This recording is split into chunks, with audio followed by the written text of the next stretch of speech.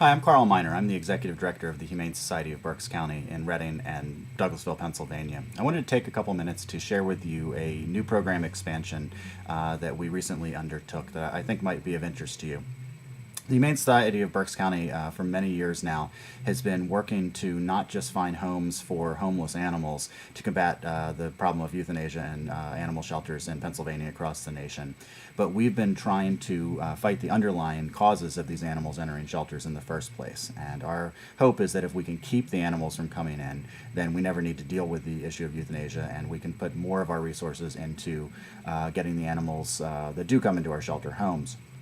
One of the ways we've done that is through a program called Animal Meals on Wheels.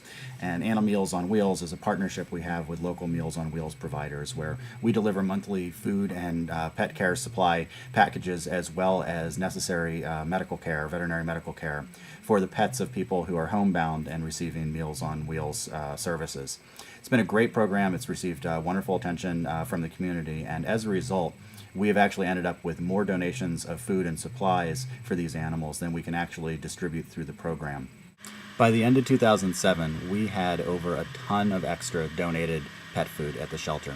We didn't know what to do with it. We talked to the people that were receiving Animal Meals on Wheels distributions to see if they needed more, and we gave them any extra that they thought that they could use. We contacted local animal shelters, regional animal shelters, animal rescue groups to see if they needed food, and we actually distributed a huge amount of food to them as well. We currently have a successful partnership with Science Diet, so all the animals in our shelter are fed Science Diet, and all of the adopters actually get a bag of food out with them, so there wasn't an opportunity to use the food that way. So we were thinking how we can make use of this food without simply throwing it into the dumpster in a way that might help animals. And given the rough economy, which is impacting everybody, including us, we figured that there were probably people out there who really needed the help. And might, that extra 40-pound bag of dog food might be the difference between them feeding their animal properly and feeding it a little less than it should, or even potentially bringing that animal into a shelter. We didn't know if it would work. We didn't know if one person would need the help, if 10 people, if more would. We put out the press release. We picked a Saturday, and we basically opened the doors to see what would happen.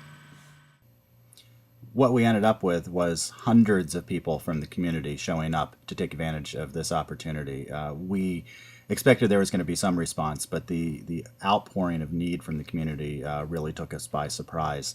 We had no income requirement. The one thing we did require for this program was that if it was a dog that you were seeking food for, you had to have a current valid dog license. As a result, we ended up writing an additional 100 licenses to people that day.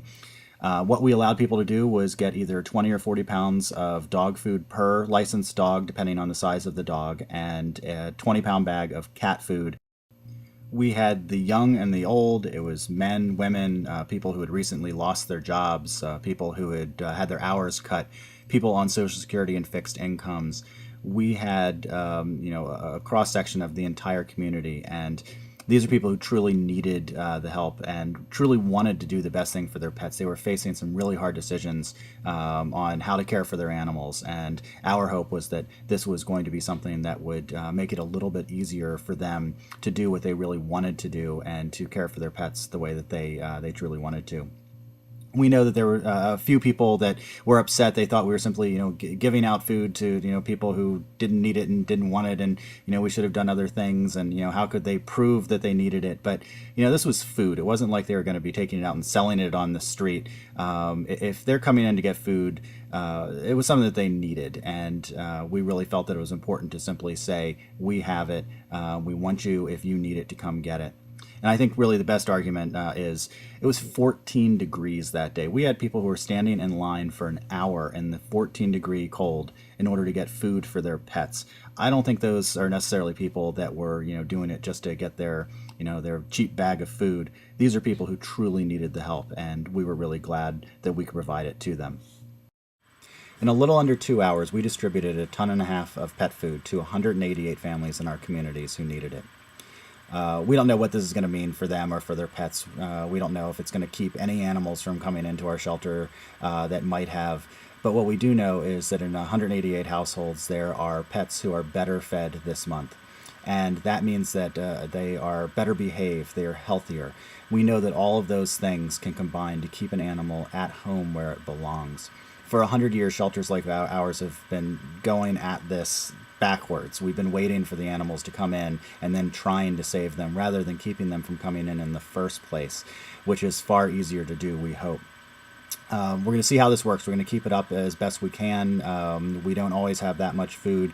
We encourage anyone who sees this and would like to support us or their local shelter, make food donations like this. They do help. And of course, right now, the economy is affecting charities like ours significantly. We really do need the financial support in order to have the staff and all the things that go into distributing this food.